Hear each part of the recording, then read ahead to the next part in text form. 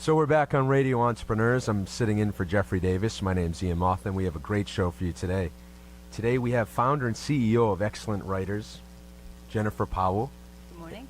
And Greg Stoller of the Questrom School of Business at Boston University. Hello. Well, I'm glad that you guys could join us today.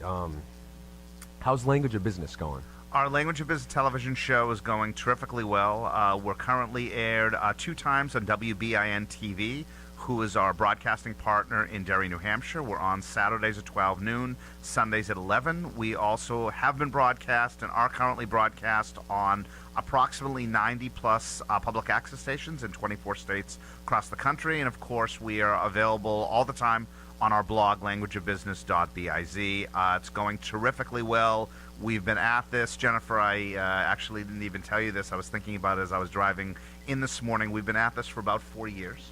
We've been on commercial television now for 6 months, and it's been great. Wow, time flies. Yeah, time very much flies, and we have up to 15 volunteers who are active with this project, and sort of the core, which is Don Kelly, our executive producer, Jennifer Powell, obviously sitting right next to me, who is our social media guru. I love that word, guru, and myself as well. So, excellent. So you have an exciting event coming up. We are experimenting. That's really if you could define this process over the past 4 years, it's experimentation and iteration, as Jennifer likes to call it. Jennifer called me a couple of months ago and says, we're on TV. We've had a very nice partnership with Radio Entrepreneurs, etc. The next step is to do a seminar. So I said, I don't know how to do this. And she said, sure you do. It's like teaching a class. I said, yeah, but there's no infrastructure. She said, I can help you with that. So Jennifer's idea is to use the power of the internet, how that's changed over the past, I don't know, pick a number, 10, 20, 40 years, and really change how people build their businesses.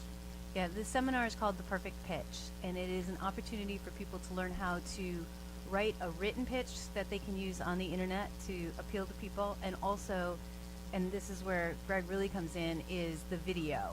They're going to be able to do a video pitch. They'll learn how to be in front of a camera, how to present their business, how to talk about what they're doing, and then they'll actually walk away with the video, which I think is really exciting, and they'll be able to put it up that afternoon. I see this with undergraduate, graduate business students, of course, executives. If you look somebody in the eye and say, go ahead and practice, but you have 4 minutes to pitch your business, most people are incapable of doing it well. They can get through the basics, but they're incapable of doing it well. You know, talking about how does it make money, what the competitive advantage is, what the quality of the management team is. Through my partnership, for lack of a better term, amongst Jennifer, Dawn, myself, and of course our partner, the Needham Channel and WBIN TV, we have found over the years that hitting people on all cylinders, whether it be written press releases, whether it be audio overviews of 30 seconds or a minute, to Jennifer's point, video overviews, it forces people to actually think about their business in a much more pragmatic manner. Right, and not just talking about your business, but about the benefits to the customers.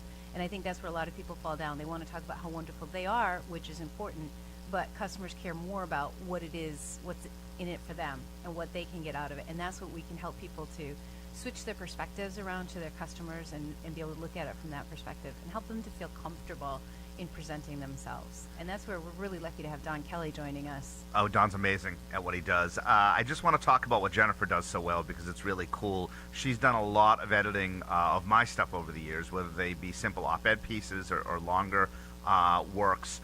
Her telltale sort of question is, what is your point? And that can not only relate to a paragraph, but also the entire document itself. And as much as it's sort of what I call a cold shower moment, in the sense you don't go to her with draft 1, you might go to her with draft 4, and she says, I'm not understanding paragraph 3, and I'm not understanding your conclusion. And I think to myself, what's wrong with this woman? But she's usually 99% of the time right. Could you speak to how you do that? 99%? Question mark? Touche. 110% right. It's really about getting at the why of what you're doing, and this is a good place for everybody to start when you're dealing with your plans, when you're dealing with something that you're writing. Why are you doing this? And what's your point? And when you understand that, then you can go back and edit everything that you've done to have it make sense. How do you do it, though, in drafts 4, 5, and 6? It's easy to sort of do it with draft 1, but why are you so effective in drafts 4, 5, and 6? That's the point at which you really are able to look at this, take a step back, and look at it from the reader's perspective. Up until that point, you're just pushing your words out on the paper. Now you have all these words that you can play with, or these concepts that you can play with, and really think about what is this going to mean to the reader, and at which point are they going to walk away from it. We've talked about the internet and how it's affecting everything. People just, I don't know that it's changed our attention spans, but there is so much demand for our attention. And so you need to be very crisp, clear, concise, and you need to pull readers along. You cannot offer them an opportunity to walk away because they will. So Dawn has schooled us that the average attention span of a television viewer is under 5 seconds. Literally, and we've done focus groups that have proven this. What do you think, Jennifer, the average attention span is when it comes to reading something? Some people say 7 seconds, and I think that might even be too long. It's really because it starts with the headline, and then it's into the next paragraph. Those are the most important things. But even after that, at any point, people can just walk away. Well, yeah, 2017 is coming, and people want to see something. You need the multimedia element of a video, and it needs to be short because we're so overstimulated on the internet with all the colors, the flashing lights, the sounds. You really have to get someone's attention within the first few seconds, so they're gone. Absolutely. And now increasingly people are using video. They're using the multimedia, the pop-up ads. And you have the opportunity with the internet to reach people you never meet otherwise. But this is your one opportunity to introduce yourself. First impressions really do count. Yeah, it's like the Old Spice commercials of the 1970s that you don't get a second chance to make a first impression, quite literally. Exactly. Absolutely. So the biggest challenges, you would say, are getting people's attention immediately with the internet. And that's why we're appreciative of Radio Entrepreneurs. I mean, we're here. Obviously, we believe in the show and Jeffrey and Jonathan, everything you guys have done over the years. But we have a marketing challenge of our own, is we don't want to have an empty room on January 14th, is we want to make sure that we get people at the Wellesley Community Center, starting at 9 o'clock, by the way.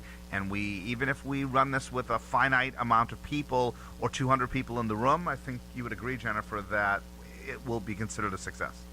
Oh, absolutely. Well, our hope is to have a small group because we want to give everybody lots of attention and really help them to address their problems and their specific needs. And I think that we're going to be able to do that quite well. And it's going to be a paid seminar. Money is going to go back into the production costs for the television show, by the way. So this is not fleecing our pockets. And you can sign up, by the way, at languageofbusiness.biz.